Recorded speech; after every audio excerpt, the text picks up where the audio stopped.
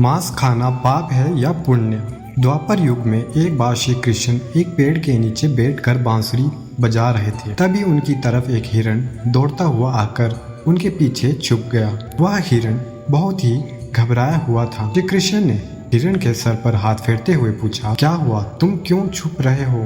तभी हिरण का पीछा करते हुए एक शिकारी भी वहां पहुंचा और बोला, यह मेरा शिकार है, इसे मुझे दे दो, इस पर मेरा अधिकार है। श्री कृष्ण बोले, हर जीवित प्राणी पर केवल उसका खुद का अधिकार होता है, ना किसी और का। तब वह शिकारी क्रोध में बोला, यह मेरा शिकार है, मैं इसे पकाकर खाऊंगा। तब श्री कृष्ण बोले, किसी भी जीव को मारकर खाना पाप की श्रेणी में आता है। क्या तुम पाप के भागी बनना चाहते हो? क्या तुम धर्म को नहीं मानते? वह शिकारी बोला, मैं तुम्हारे जितना ज्ञानी तो नहीं, पर यह जानता हूँ कि मांस खाना कोई पाप नहीं है और जीवों को मारकर खाने में कोई हर्ज नहीं है, और मैं तो इस जीव को बंधन से मुक्त कर रहा हूँ। फिर क्यों मांसाहार को मांस खाने से मना किया जाता है? वैसे भी मैं इसको मारकर नीच योनि से मुक्ति दिलाकर पुण्य ही कमा रहा हूँ, फिर इस पर पाबंदी क्यों? जहाँ तक मैंने सुना है, जीव हत्या को तो शास्त्रों में भी बताया गया है कि राजा लोग शिकार किया करते थे। आप ही बताइए, मांसाहार पाप है या पुण्य? श्री कृष्ण समझ गए कि इसकी बुद्धि मांस खाने के कारण मंद हो गई है और इसमें सोचने समझने की बुद्धि समाप्त हो चुकी है। फिर श्री कृष्ण बोले, इस विषय पर मैं तुम्हें कोई राय नहीं दूंगा, पर मेरी एक छोटी सी कथा सुनने के बाद तुम्हें उत्तर देना है कि मांसाहार पुण्य है या पाप, तुम्हें मांस खाना है या नहीं। वह शिकारी सोचने लगा, इसमें मेरा तो कोई घाटा है नहीं, इस कथा को सुन ही लेता हूँ, मेरा मनोरंजन भी हो जाएगा और बाद में मुझे हिरण का मांस भी मिल जाएगा। श्री कृष्ण ने शिकारी से कहा कि सुनो, एक बार मगध में खाद्य संकट खड़ा हो गया था, तो उनकी अनाज की पैदावार भी कम हो रही थी।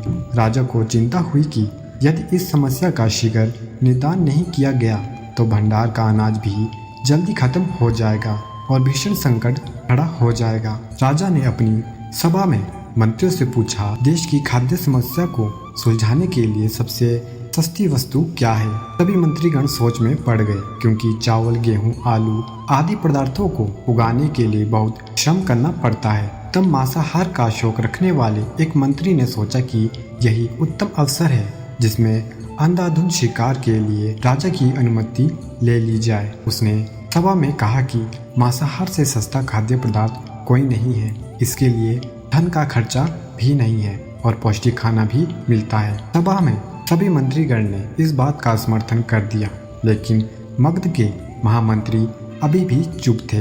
राजा ने पूछा, महामंत्री आप चुप क्यों हैं? आपने कोई प्रस्ताव नहीं दिया, आपकी क्या राय है? महामंत्री ने कहा, मैं यह नहीं मानता कि यह कथन सही है कि मांस सबसे सस्ता पदार्थ है, फिर भी इस विषय पर मैं अपने विचार आपके सामने रख लूंगा।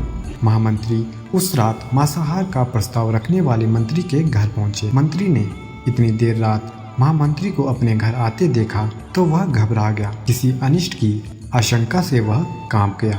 महामंत्री ने कहा, संध्या को महाराज बीमार हो गए और उनकी हालत बहुत ही खराब है। महामंत्री ने कहा कि किसी शक्तिशाली शरीर का मांस मिल जाए तो राजा के प्राण बचाए जा सकते हैं। आप महाराज के सबसे विश्वास पात्र हैं, इसलिए आपसे अच्छा और कौन होगा। इसके लिए आप जो भी मूल्य लेना चाहे ले सकते हैं। आप कहे तो इस काम के लिए मैं आपको 1 लाख स्वर्ण मुद्राएं भी दे सकता हूँ। एक बड़ी जागीर भी आप मांग सकते हैं, बस मैं तलवार से आपका थोड़ा सा मांस निकाल लूंगा। यह सुनकर मंत्री के चेहरे का रंग उड़ गया।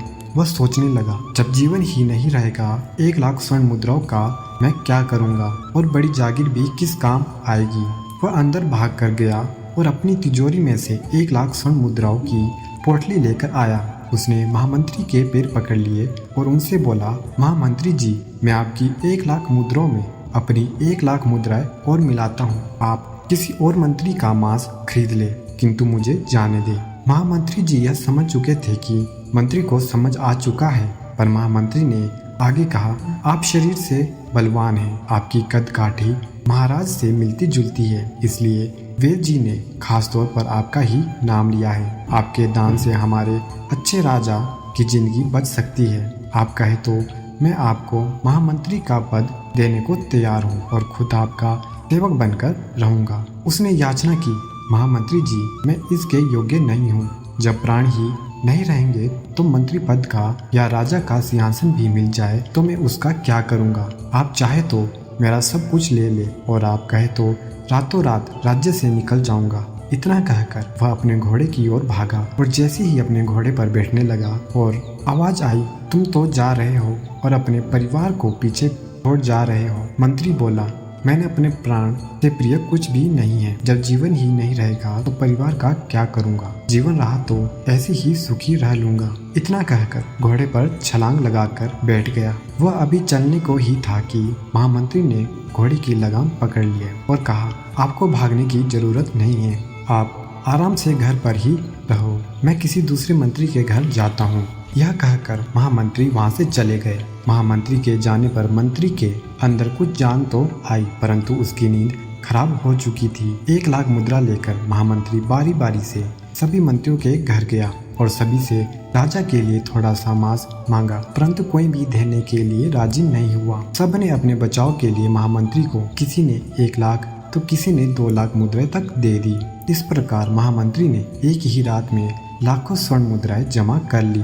फिर सुबह होने से पहले ही अपने महल में पहुंच गया। अगले दिन राज्यसभा में सभी मंत्री समय से पहले ही पहुंच गए। सभी यह जानना चाहते थे कि राजा स्वस्थ है कि नहीं, लेकिन किसी ने भी किसी से राज नहीं खोला। सबको राज वेद की तलाश थी, तो क्योंकि उनसे ही तो उन्हें कुछ सूचना मिल सकती थी। महामंत्री ने सैनिकों को आज्ञा दे रखी थी, जब तक महाराज राज्यसभा में न आए तब तक किसी भी मंत्री को घर नहीं जाने दे। राजा सभा में आकर अपने सिंहासन पर बैठे। सभी मंत्रियों ने सोचा, राजा तो स्वस्थ लग रहे हैं। महामंत्री ने झूठ बोला। उनके बीच यही विचार चल रहा था, पर कोई भी किसी और को कुछ भी नहीं बोल पा रहे थे। तभी महामंत्री ने राजा के समक्ष 40 लाख स्वर्ण मुद्राएं रख दी। राजा ने पूछा, ये स्वर्ण मुद्राएं किस लिए और कहां से आई? मंत्री ने कहा, थोड़े से मांस के लिए इतनी धनराशि जुटाई है, पर मांस नहीं मिला। आपकी जान बचाने के लिए मंत्रियों ने यह मुद्राएं दी है। अब आप यह विचार कीजिए, इस मांस कितना सस्ता है। राजा को बात समझ में आ गई। उन्होंने प्रजा को अतिरिक्त परिश्रम करने का अनुरोध किया और राजा के अनाज भंडार में से अनाज निकालकर श्रमिकों को दे दिया गया। उन्होंने पौष्टिक सब्जियों की खेती का तुरंत आदेश दिया। उन 40 लाख स्वर्ण मुद्राएं इस कार्य के लिए और श्रमिकों के कल्याण के लिए खर्च की गई। इस तरह अनाज तेजी से पैदा होने लगा और कुछ समय बाद मौसम भी अनुकूल हुआ और खेती लहराने लगी। राज्य से खाद्य संकट दूर हुआ। श्री कृष्ण से यह ज्ञान पाकर शिकारी की आंख खुल गई और उसे ज्ञान की प्राप्ति हो गई। वह जान गया कि मानवता जीवन लेने में नहीं बल्कि जीवन देने में है। शिकारी भगवान श्री कृष्ण के आगे हाथ जोड़कर वापस चला गया और उसने कसम खाई कि वह अपनी संपूर्ण जीवन में किसी को भी कभी चोट नहीं पहुंचाएगा। श्री कृष्ण हमें इस कथा के जरिए समझाना चाहते हैं कि हम यह ना भूलें कि जिस तरह हमें अपनी जान प्यारी है, उसी तरह सभी जीवों को अपनी जान प्यारी है। हमारी आज की कहानी अच्छी लगी हो तो हमारे चैनल को लाइक एंड शेयर सब्सक्राइब करना ना भूलें। धन्यवाद।